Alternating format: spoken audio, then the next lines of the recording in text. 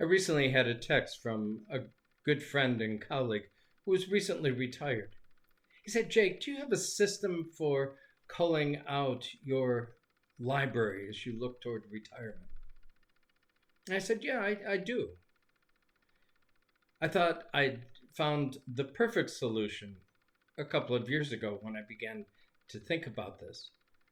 And that was I searched for a younger colleague that was just hungry for books. And I began to box up those that I wasn't using right then and thought that he would use. And I took them up to him. And my plan was to get rid of the rest of my library in the same fashion, but he up and died on me. And so I had to come up with a new system. And the first wave is to look at my books, and if there are books that I have not cracked in the last 20 years, and there were books on my shelf that I have not looked at for 20 years, I'm probably not going to look at them in the next 20 years in retirement. And so those went. The second test was to look particularly at those books that promise to fix the church. Kind of the church help books. If they were written before 220, they're gone because the church and the world has changed so dramatically that they were totally irrelevant. My third test is to ponder what I will do in retirement. What are the things that I want to do? Projects, those kind of things. Are there books on my shelves that I will probably need to accomplish those things? It may be preaching on the weekends. Or in my case, it's about some of the writing projects that I want to do in retirement. Those books have already moved and found a space in my new home. The final test are those that I'm not sure of. Maybe I like them. I never got around to reading that one, but maybe in retirement I can do that. I hate to pitch it, back and forth. I utilize what I call the box test. I put them in a box, and I'm blessed in the new house with a huge crawl space, and I stuff them back in the crawl space. And my deal with myself is that if I don't think about them or go looking for them in the next 2 years, they're gone. Because I obviously really didn't need them. And that system has worked incredibly well. I've been able to let go of almost my whole library at this point, in one way or the other.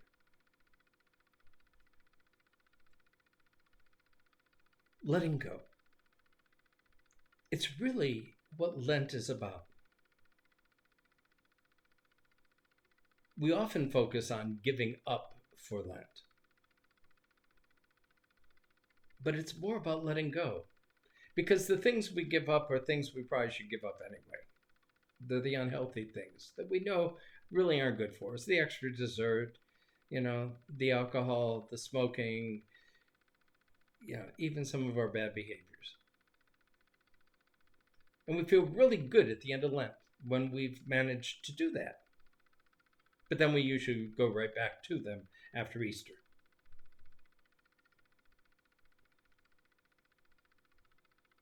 What Lent is truly about is letting go of the things, the behaviors, that block our way to a deeper relationship with God, with those around us, and with ourselves. What are the things, the behaviors that separate us from God, our neighbors, and even ourselves? What I would encourage you to do these early days of Lent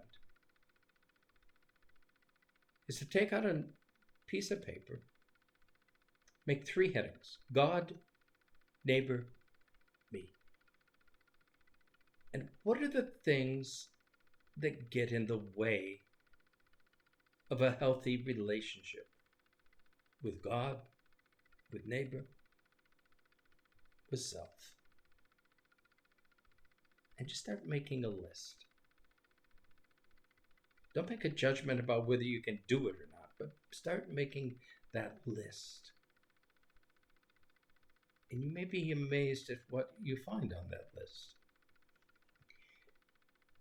Jesus' temptations give us a good starting place to begin to look at those things that separate us from the love of God and love of neighbor and love of self.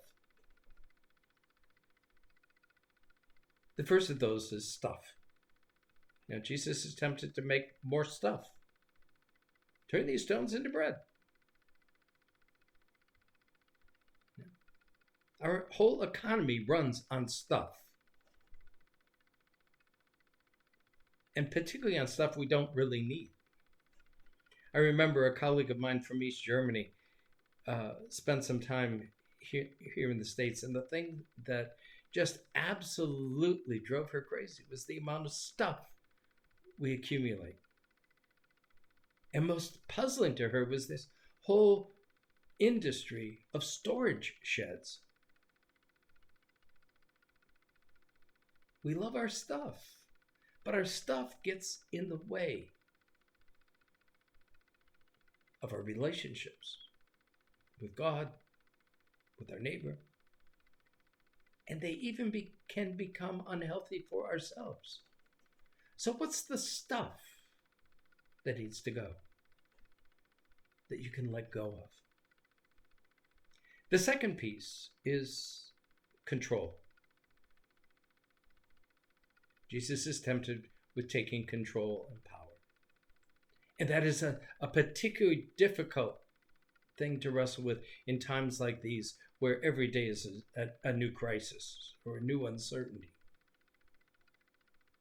We grasp for control, oftentimes in very unhealthy ways, and ways that damage our relationships. How do we begin to let go? Where are the areas in our lives where we seek control that are not good for us in our relationship with God, with neighbor, and ourselves? And the final one is don't put God to a test. Yeah, and how often we do that. Yeah, by our behaviors, by our ways of living. We expect God to just bail us out. Catch us on the way down, God, please. What would happen in our relationship if we chose not to do those stupid things and not expect God to bail us out, and then get angry when God doesn't bail us out?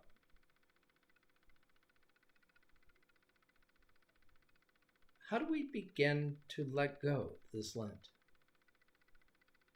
Pick 1 or 2 things to change in each of those categories: God, neighbor, self.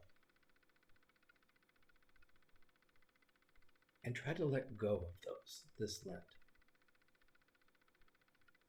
And see what happens. What's on your list? I will pray for you.